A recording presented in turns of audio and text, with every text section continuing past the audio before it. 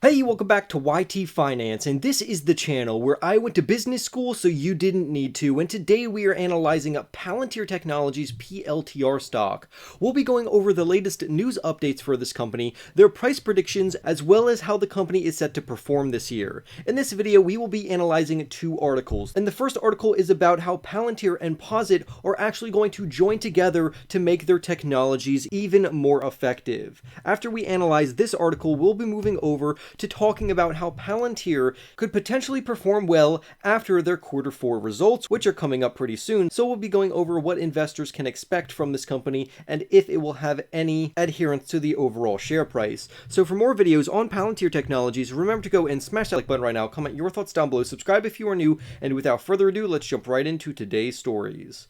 Currently, the PLTR share price for Palantir Technologies is $6.96 per share, while very bullish professionals believe the company could surge up to $9 over the next 12 months. I, on the other hand, think the company will actually fall in value due to macroeconomic concerns, but I'll get into more data at the end of this video. Right now, we want to focus on Palantir Technologies and Posit entering into a new technology partnership to integrate a wide range of various abilities and capacities between their technology. For instance, they will be leveraging the RS or RStudio Pro and Palantir Foundries. So RS Studio or RStudio Pro can be found on Palantir's Foundry platform. And through this collaboration, customers of both Palantir as well as Posit, which was formerly called RS Studio or RStudio, have the ability now to use both of these technologies. So overall, I would say any partnership or acquisition in regards to Palantir Technologies, as well as any technological agreement,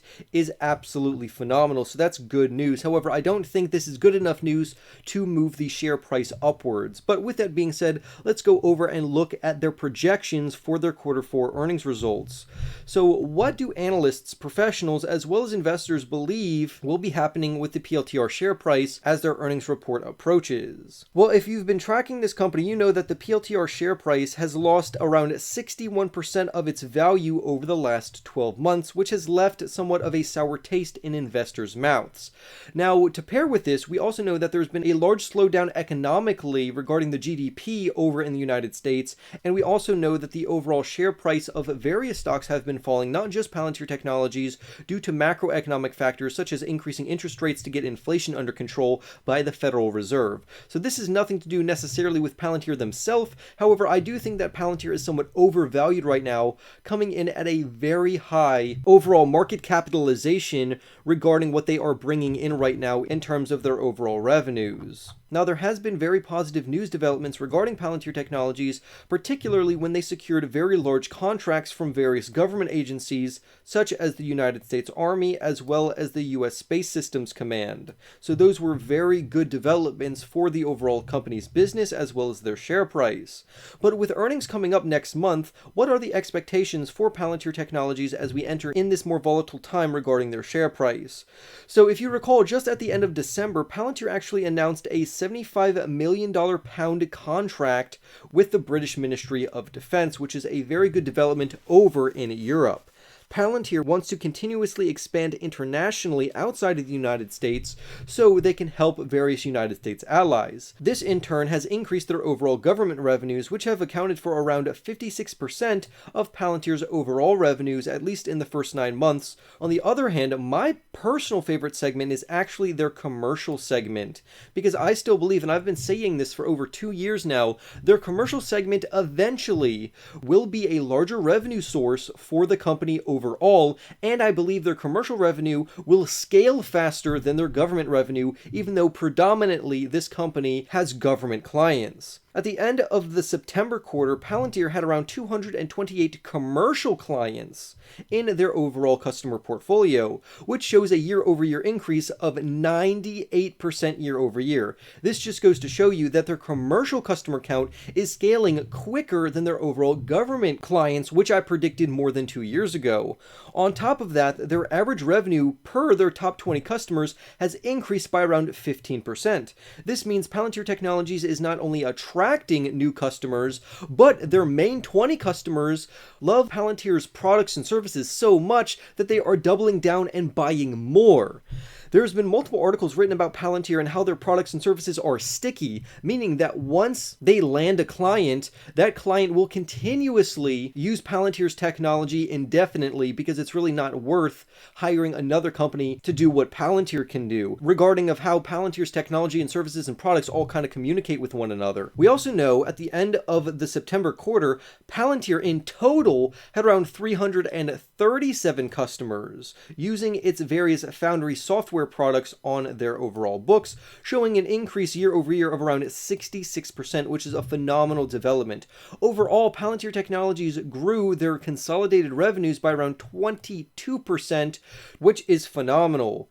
The customers that continue to flock to Palantir Technologies just make the overall public relations of Palantir better regarding Palantir's Foundry solutions, which mainly focuses over on their commercial clients. Essentially, their Foundry solutions helps their overall commercial clients analyze large data sets, and it allows Palantir to continuously grow with these various commercial companies, and it also allows them to grow their overall consumer base. On top of that, the overall software space is a very lucrative space to bet on over the long term. Just over the last year, we can see that Palantir has closed around 63 more deals, which means this company is continuously developing.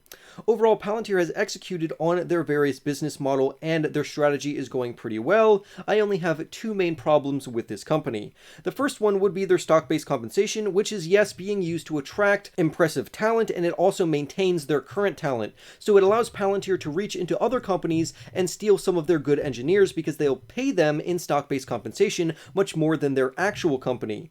On the other hand, it also maintains their current talent, so it prevents other companies from stealing their engineers. But their stock-based compensation is rather high.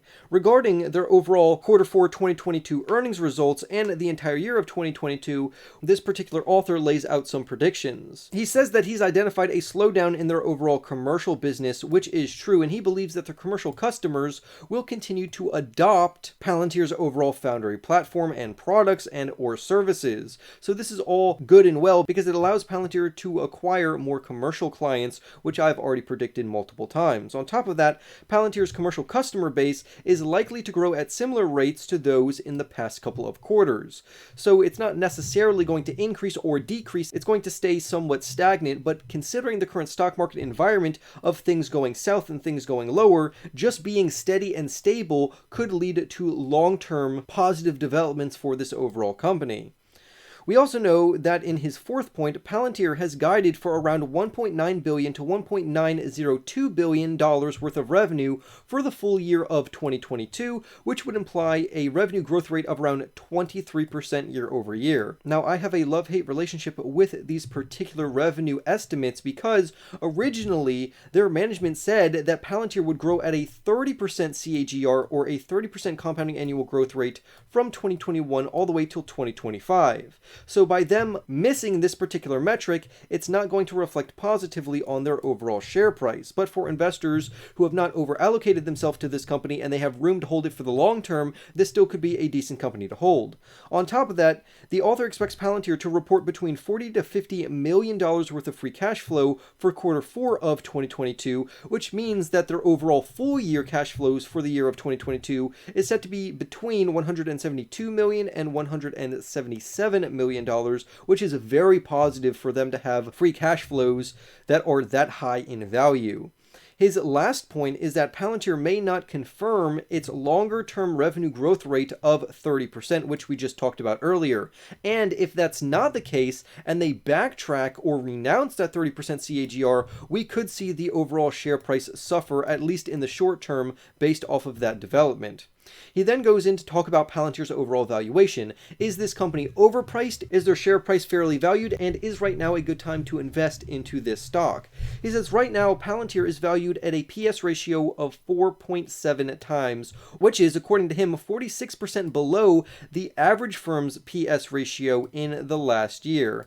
Now, this is somewhat tricky because we really want to compare Palantir to their overall industry and their competition, not necessarily other firms on average or even with their own historical average. So I think somewhat this is misleading, and Palantir is still trading at a pretty high premium. This company would be a much better buying opportunity around $5 per share, but it's good that they are getting their PS ratio under control, because ideally we would want that PS ratio to be lower than 4.7. Maybe between 3 or 4 would be a much better overall development, which means that this company would be a lot cheaper, and it gives investors a better opportunity of making money over the long run. With that being said, there are still a few other risks besides this company being somewhat overvalued right now according to certain statistics. For instance, the overall economy in the United States is in a very recessionary type of environment right now, and if a full-on negative recession actually happens, it's going to take the PLTR share price down with it, along with a plethora of other stocks. But at the end, the author believes that this software and analytics company has a good chance of actually bouncing back and seeing an overall rebound in their share price throughout the full year of 2023. Now, I would look more forward to 2024 or 2025 when this company is set to become profitable. It's much better to wait for a company to prove itself before investing into the company, unless they have a growth rate at or around 30% and a low PS ratio or very impressive accounting ratios. At the very end of the article, the author adds that he believes that this company is a holding opportunity right now, and I actually 100% agree with him. The reason why the author and I have switched from a more bullish stance of a buying opportunity down to a holding opportunity is only due to the macroeconomic environment. Nothing is wrong with Palantir in and of itself besides them lowering their around 30% CAGR.